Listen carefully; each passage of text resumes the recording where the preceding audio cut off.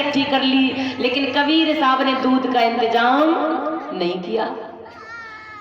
वो देखते रहे कि मरी गाय कहां पर फेंकी जा रही है, गांव के बाहर ही फेंकी गई। अब कबीर साहब सुबह हुई और मरी गाय के आगे गए और हरी भरी घास उखारी और मरी गाय के आगे बोले, हे गैया मैया जल्दी से घास खाए ले और दूध दे दे, और गुरुजी ने मंगाया है। अब गैया मरी है, जिंदा हो तो उठ जाए, चारों खाए ले, दूध दे दे। लेकिन याद रखना माताओं बहनों, तब तक वो सब बच्चे इकट्ठे उसी रास्ते से आए। उन्होंने देखा कि मरी गाय के आगे कबीर कह रहा है कि घास खा ले, दूध दे दे, गुरुजी ने मंगाया है। अब आपस में बात करने लगे, देखो भैया हमें जा मालूम, पत्त कबीर है ना जी, होशियार बहुत ज्यादा है पढ़ने में, और हमें लगता है कि इसके दिमाग पे गर्मी चढ़ गई, इसके दिमाग पे गर्मी चढ़ गई है, ये पागल हो गया है।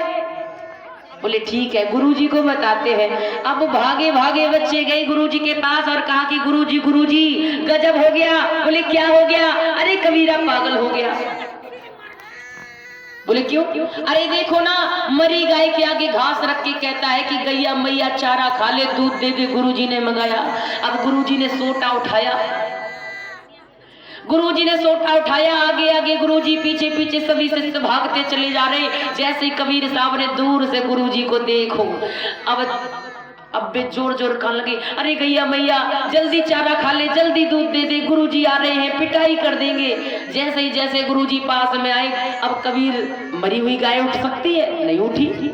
जब नहीं उठी तो कबीर साहब चारों तरफ चक्कर लगाने लगे, परिक्रमा लगाने लगे, कहने लगे, ए गैया मैया जल्दी उठ जा, अरे देखना सोटा लेकर के आ रहे, सोटा से पिटाई कर देंगे मेरी, जल्दी से चारा खा ले और जल्दी दूध दे दे। जैसे ही गुरुजी आए, एकदम से कबीर के कान पकड़ा, क्यों रे कबीरा, दूध का इंतजाम नहीं किया, नौटंकी कर रहा है? बोले नहीं गुरुजी, अभी ये गाय घास खाएगी, दूध देगी और आपकी खीर बनेगी। बोले पागल हो गया है, ये मर गई है गाय, ये घास नहीं खाएगी, ये दूध नहीं देगी। बोले खाएगी, ये दूध भी देगी।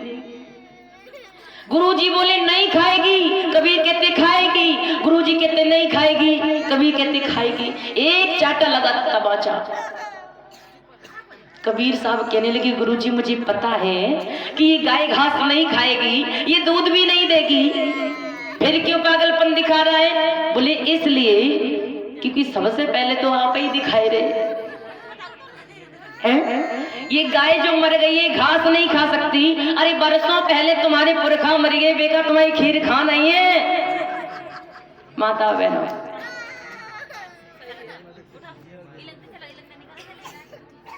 छोटी सी उम्र में कबीर ने अपने गुरु को ज्ञान बताया।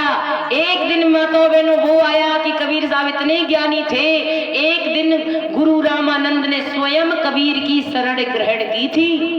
समझ रहे माताओं, इतने ज्ञानी हमारे महापुरुष हुए कि स्वयं गुरु ने उनकी शरण ग्रहण की, उनको गुरु माना, कबीर को गुरु बनाया। ऐसे थे मेरे महापुरुष। हम ऐसे महापुरुषों की संतानें हैं, लेकिन हम कार्य ऐसे आज करते हैं कि जैसे हम बिल्कुल अनभिज्ञ हैं, हम कुछ भी नहीं जानते, हम पशुओं की तरह बर्ताव करते हैं आपस में। क्या हम ज्ञानियों की संतानें हैं, लेकिन हम अपने इतिहास को भूल चुके हैं, हम जानते नहीं हैं, इसीलिए हम ऐसे काम करते हैं कि जैसे हम बिल्कुल मूर्ख हैं।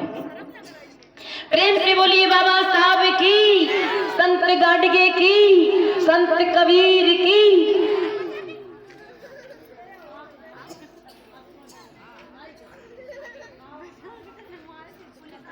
अब हम सभी लोग कथा श्रवण करेंगे। इतनी प्यारी, इतनी